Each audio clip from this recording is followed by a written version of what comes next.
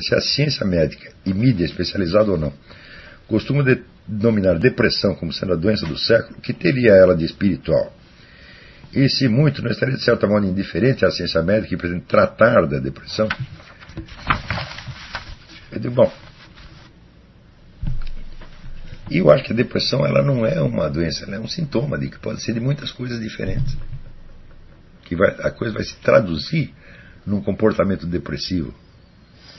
Né? Isso que é uma espécie, vamos dizer, de recusa de fazer para si mesmo os benefícios mais óbvios que você precisa. Porque o sujeito depressivo ele não quer viver.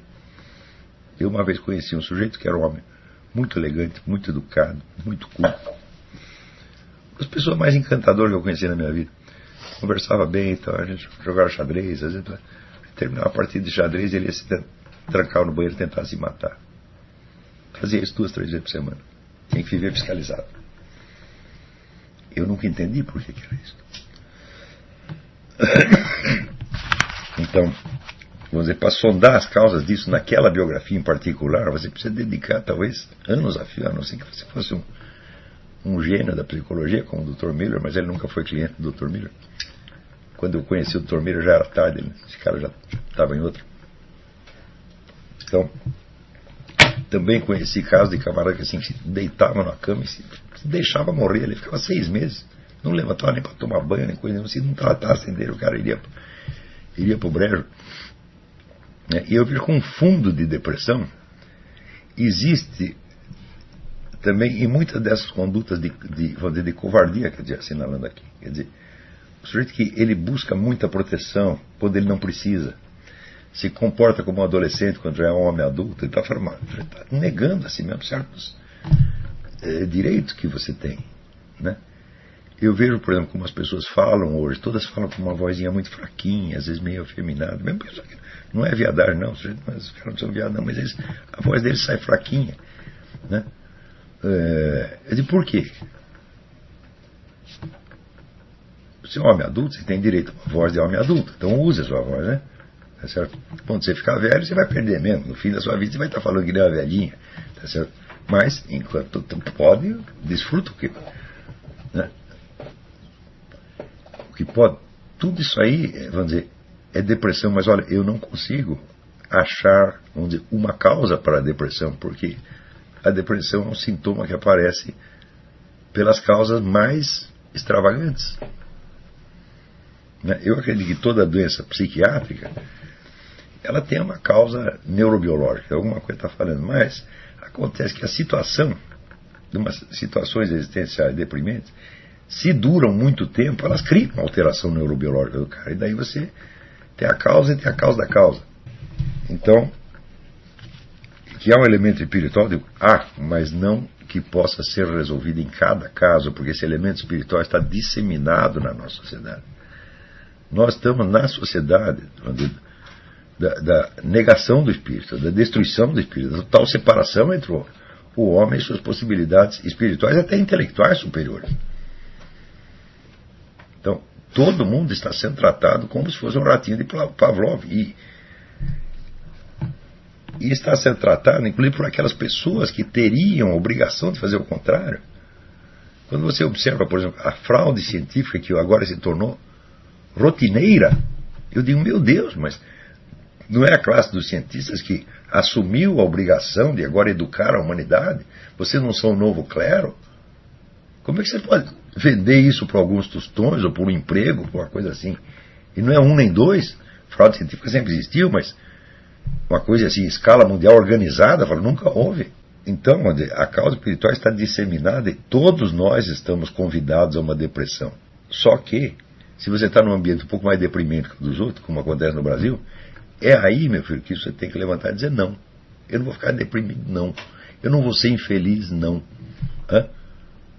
Por quê? A minha felicidade está colocada num outro plano que a sua influência não atinge. Né? E olhe bem, tem uma música aqui que chama, música irlandesa, chama Count Your Blessings. Conta as suas bênçãos, conta o que você recebeu. É uma canção muito bonita. Né?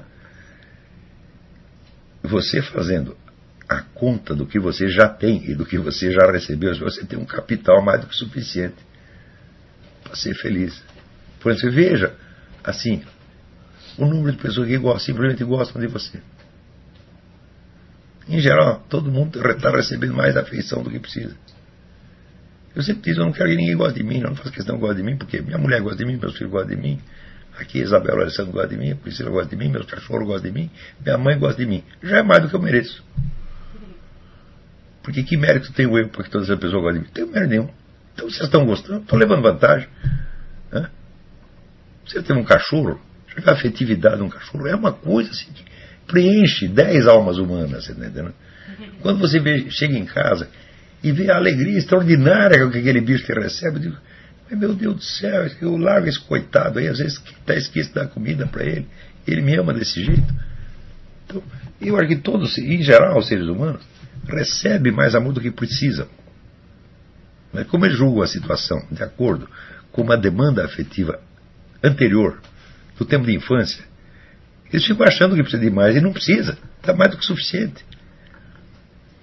Agora, se você não reconhece, porque tem gente que tem isso, tem pessoas que não são capazes de amar, tem pessoas que não são capazes de ser amadas. Por mais que você ame o desgraçado, a desgraçada, ele não sente. Daí sabe o que você tem que fazer? Tem que bater na pessoa. Você acha que eu estou com raiva de você? Agora eu vou mostrar o que é raiva. Alguém pergunta, depressão não pode ser traduzida como ingratidão, especialmente ingratidão a Deus? Certamente tem esse componente. Então você não pode ser grato por uma coisa que você não sabe que recebeu. Daí o negócio do counter blessings. Conta o que você já tem. Conta o que você já recebeu. Por exemplo, uma vez tem uma pessoa para me falar, meu pai não fez nada por mim, ele me abandonou logo quando eu era criança. Eu digo, bom, mas ele gerou você, não gerou? Você poderia fazer isso por você mesma? Então, no mínimo, o pior dos pais fez isso por você. Que é infinitamente mais do que você poderia fazer. Então, vamos dizer, essa gratidão você tem que ter. Quem disse que naquele dia, precisamente, seu fulaninho tinha que ir para a cama com dona fulaninha e criar justamente eu? E por que tinha que ser eu, no meio de tantos milhões de espermatozoides que estavam lá no depósito? A consciência que você tem que ter de que a sua existência não é necessária, de que você poderia não existir, isso aí você nunca pode tirar da cabeça, porque isso é uma realidade. Você existe por um ato arbitrário do amor divino. Só de você lembrar, você falou, pô, eu existo. Caramba. Eu poderia fazer isso por mim mesmo? Não posso. Isso deve ser um elemento de meditação constante. Por quê? Porque isso te encaixa dentro da estrutura da realidade das coisas. Quando você vê que tem coisas que acontecem necessariamente, dadas certas causas, outras se seguem necessariamente. Tá certo? Porém, o nascimento de um ser humano, vamos dizer, ele é geneticamente inexplicável. Porque na hora que estão nós dois transando, sai um montão de espermatozoides. Que podia ser o seu vizinho, podia ser outra pessoa. Porque fui eu falando, a genética não vai explicar isso jamais. Não há lei que determine isso. Os benefícios, eu já até escrevi um artigo a respeito disso. Os benefícios de que as pessoas de classe média até baixa desfrutam hoje são os benefícios que a aristocracia tinha em outras épocas. A aristocracia pagava esses benefícios com o serviço prestado. Não é isso? Então o sujeito tinha lá um belo castelo, as pessoas pagavam imposto para ele tinha 40 amantes, etc. Mas na hora que estourava a guerra, é você que vai para lá, meu filho. Então ele oferecia a sua vida. E, portanto, vamos dizer, o que ele recebia de benefícios, que para nós parece até um absurdo, tanta coisa, né? Aos olhos dele não o diminuía. Ele tinha o mérito. Está compreendendo? Agora, se a pessoa recebe um monte de benefício, não precisa fazer nada para pagar o benefício, ela vai se sentir insatisfeita e ainda vai querer mais. E quanto mais der, vamos dizer, você está criando um desequilíbrio de direitos e deveres. Está entendendo? Então, se não lhe deram obrigações, deveres morais a cumprir, você busque algum. Ora, outro dia eu estava lendo o Jacob Vassi, mas tem uma senhora, que é uma mulher muito inteligente, notável, uma bela personalidade, e tem um chato de galocha que se apaixona por ela, e fica lá e não larga, e não larga, e não larga, e a mulher desesperada, como é que eu vou fazer para me livrar desse cara? Né? Até que um dia ele chega, invade o apartamento dela e põe um revólver na cabeça e diz que vai se matar se ela não der para ele. Daí ela diz, quer saber? Você se mata, você não vale nada mesmo, tá entendendo? E daí o cara se toca, né? E daí ela fala, vai cuidar da sua vida, sabe o que você tem que fazer? Você tem que se impor alguma obrigação. para você valer alguma coisa. E o cara sai agradecendo para a mulher, diz, muito obrigado, você salvou minha vida. Pode deixar que eu não vou amolar mais a senhora, vou fazer minha vida agora. Você está entendendo? Quer dizer, o cara estava faltando para ele o quê? Esse sentimento da obrigação autoimposta que faz você respeitar um pouquinho a você mesmo. Sem isso você entra na depressão. E é isso que está faltando para as pessoas. Você enche os caras de benefício, né? E nada é exigido. Ou às vezes é exigido, vamos dizer, certas obrigações absurdas, que são de natureza puramente egoísta. Também, quer dizer, exigem que ele treine para ter um bom emprego e para subir na sociedade. Exige que a pessoa suba na sociedade. Faz o sujeito se envergonhar quando ele está sem dinheiro, né? Mas isso é corromper mais o sujeito. E ele tem que se exigir de si mesmo alguma coisa que justifique minimamente os benefícios recebidos, não da vida, não de Deus, mas da própria sociedade humana. Se você não se impõe essas obrigações, você entra na depressão, sim. Porque você está vivendo na injustiça, e daí você entra naquele discurso interno de acusação e defesa. Em que hora você se sente totalmente injustiçado, hora você se condena por todos os pecados do mundo. Aqui tem uma carta, eu não vou dizer o nome do autor da carta, porque é muito significativa, muito pessoal, mas eu acho que é importante para todos vocês. Tive hoje um exemplo concreto e bruto da opressão e da força depressiva do meio social brasileiro. No dia tal vai ocorrer um concurso para preenchimento de vagas numa determinada firma, e eu me inscrevi. Mas eu fiz muito mais por pedido da minha esposa do que por vontade própria. Não estudei, eu estudei muito pouco para a prova, com pouquíssima motivação e empenho. Acontece que hoje pela manhã eu estava fazendo algumas anotações a partir do vídeo sobre o mundo dos princípios. Minha esposa, ao acordar e ver a cena, simplesmente surtou e iniciou uma discussão comigo. Disse-me que eu era o irresponsável por não estar estudando pelo concurso. Após isso, a coisa evoluiu para uma discussão sobre as minhas responsabilidades enquanto chefe de família. E um dos principais deveres, se não o principal, na ótica dela, era de que eu devia lhe proporcionar uma vida melhor e pensar no nosso filho. Ela está grávida. Nesse exato momento, percebi toda a miséria e depressão do ambiente social brasileiro. Minha esposa, meus pais, todo o círculo de convivência são desgraçadamente burgueses. O paraíso deles, a santíssima trindade deles e de toda a classe média carioca, acredito, é um condomínio fechado com piscina na Barra da Tijuca, plano de saúde e cargo público com vencimentos a partir de R$10 mil por mês. Ou seja, não importa se estou buscando uma vida intelectual verdadeira, autêntica, sincera ou não. O que importa é viver uma vidinha burguesa com um empreguinho público, tudo de acordo com os sentimentos e convenções dos homens sérios responsáveis. Argumentei, talvez tenha sido um erro, que naquele exato instante ela estava sendo uma influência negativa na minha vida, um fator depressivo, algo que me afastava da minha vocação. Ela não está fazendo somente isso. Ela está torcendo pelo seu fracasso. Porque se você está indo numa determinada linha, e é ali que você está apostando, tá certo? É claro que essa aposta é de mais longo prazo do que um mero concurso. Tá certo? E você é boicotado nesta linha, fala, meu filho, lá sabe ela o que você pode ser daqui 20 ou 30 anos? Mas o que seria eu se eu tivesse feito um concurso para o Banco do Brasil? Tá? Eu seria o Olavo de Carvalho, eu estaria aqui ensinando você, eu teria hoje a independência social, a autoridade, o prestígio que eu tenho, não seria nada disso. Tá certo? Eu seria mais um desgraçado que estaria no serviço psiquiátrico do Banco do Brasil. O Banco do Brasil tem essa coisa notável. Eu tive vários parentes que trabalham no Banco do Brasil, foram todos parar no serviço psiquiátrico, porque o serviço psiquiátrico do Banco do Brasil é maior do que o próprio Banco do Brasil. Todo mundo fazia um estágio lá, tá certo? Às vezes ficava meses, tirava licença, né? A gente ficava louco, porque era vantajoso ficar louco, é muito melhor, né? Você está na lista dos loucos do que você está trabalhando lá. Então esse teria sido o meu destino. Então você está fazendo uma aposta de longo prazo, porque o exercício da vida intelectual autêntica vai te abrir meios de atuação pública infinitamente maiores do que você teria como, né, funcionário de tal ou qual empresa estatal ou privada. Também, vamos dizer, vai te fortalecer muito, de tal maneira que o trato com a sociedade brasileira se tornará, de fato, mais fácil para você. Num primeiro momento, você está apenas observando dificuldades e impossibilidades e você está meio assustado, tá certo? Então, você está na fase do coelho, quer dizer, o coelho tem que ficar na toca, ele de vez em quando sai para buscar um pouquinho de comida, mas volta correndo porque está com medo. Tá certo? Depois, você vai se fortalecendo e o próprio conhecimento que você tem desse círculo de impossibilidades, em vez de ter uma função, um papel depressivo em cima de você, é simplesmente como é que diz, o mapa do campo de batalha. E quanto mais melhor você conhecer esse mapa, quanto mais você souber onde estão todos os obstáculos, todas as dificuldades, melhor você vai sair no meio. Está entendendo? Junto com este ensino aqui, a gente está, onde eu espero que todos vocês vão aprendendo meios de validar socialmente a vida intelectual. Existe uma infinidade de recursos que aos poucos vocês irão percebendo. Tá certo? Não precisa decidir tudo no começo. No começo é bom você ficar bastante impressionado, como está aqui o remetente dessa carta. Ela está tudo impossível, todas as portas estão fechadas, todo mundo está querendo acabar comigo. Ótimo. Quer dizer, você está vendo o mapa do problema.